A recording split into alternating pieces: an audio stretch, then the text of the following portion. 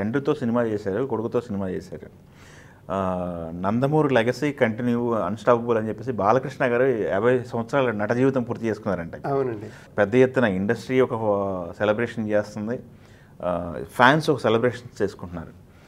'Nandamuri legacy unstoppable' అనేది నడుస్తుంది. తండ్రితో సినిమా చేశారు, కొడుకుతో సినిమా చేశారు. తండ్రి కొడుకులను కంపేర్ చేస్తే మీరు ఏం చెప్పదలుచుకున్నారు? బాలకృష్ణ గారు ఎలా ఉండేవాళ్ళు సెట్లో?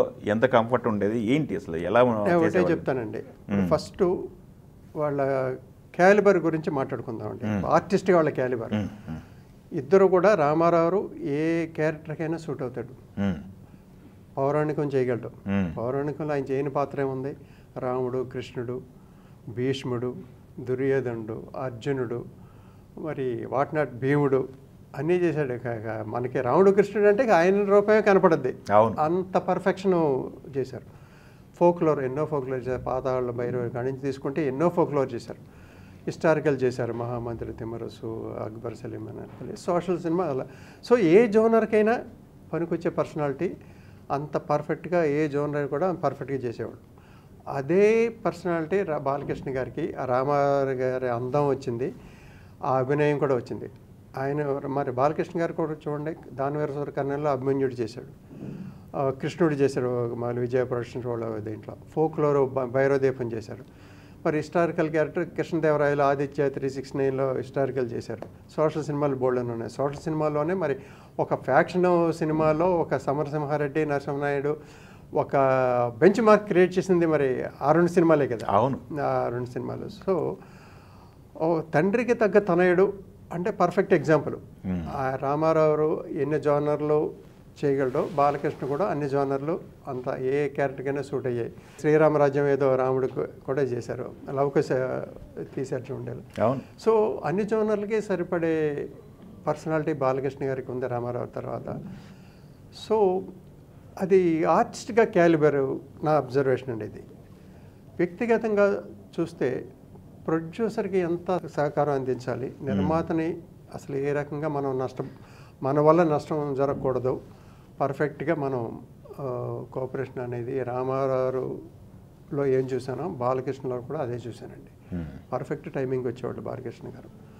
తను ఏ డిమాండ్లు ఉండే కాదు. ఇప్పుడు అవుట్డోర్ వెళ్తే నాకు అక్కడ కావాలి అకామిడేషన్, ఇక్కడ కావాలండి, ఏ డిమాండ్ ఉండేది కాదు. మనం అందరితో పాటు నేను ఉంటాననేవాడు. మీరందరూ ఎక్కడ ఉంటున్నారు చెప్పండి, నేను అక్కడ ఉంటాను, నన్ను ప్రత్యేకంగా పెట్టక్కర్లేదు, అంత కోఆపరేషన్ అందించేవాళ్ళు. సో ఆ వ్యక్తిగతంగా కూడా ఇద్దరు మరి ఆ నందమూరి వంశంలో ఆ లెగసీని బాలకృష్ణ గారు రామారావు తర్వాత కంటిన్యూ చేశారు.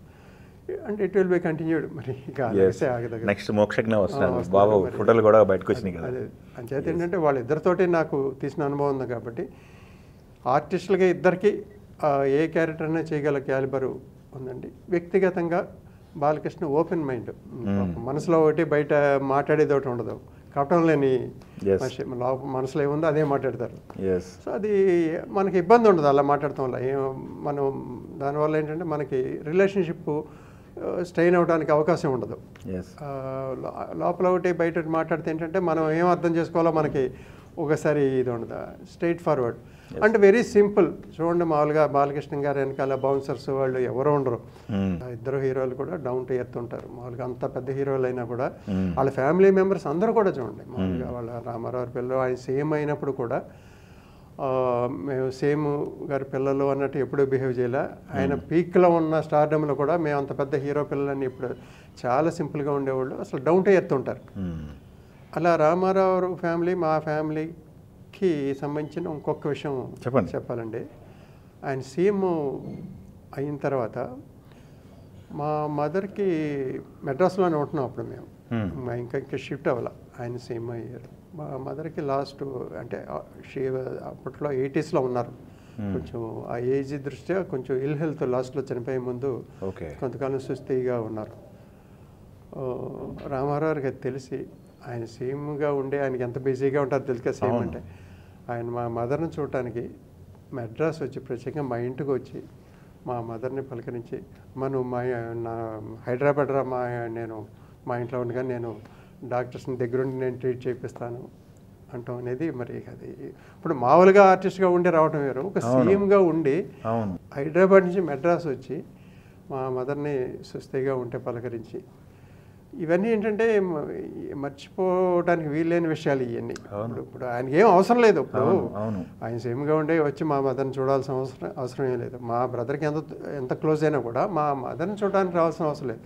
బట్ మా మదర్ సుస్థిగా ఉన్నారని తెలుసుకుని వచ్చి మా ఫ్యామిలీ మెంబర్స్ ఎప్పుడూ మర్చిపోలేము అది. మామూలు విషయం కాదు. ఇవన్నీ ఏంటంటే అప్పట్లో ఆప్యాయతలు అనుబంధాలు అలా ఉండేవి. జస్ట్ ఏదో కమర్షియల్గా ఇవాళ మన పని అయిపోయిందా, నువ్వు నీదే నా దారిని అని కాకుండా ఒక రిలేషన్షిప్ ఉండేది, ఒక ఫ్యామిలీ లాగా ఉండేవాళ్ళం. ఎక్సలెంట్ అండి. ఎప్పుడు తలుచుకున్నా కూడా ఇవన్నీ ఎవరికి చెప్పినా గౌరవంగా చెప్పుకునే. అవును.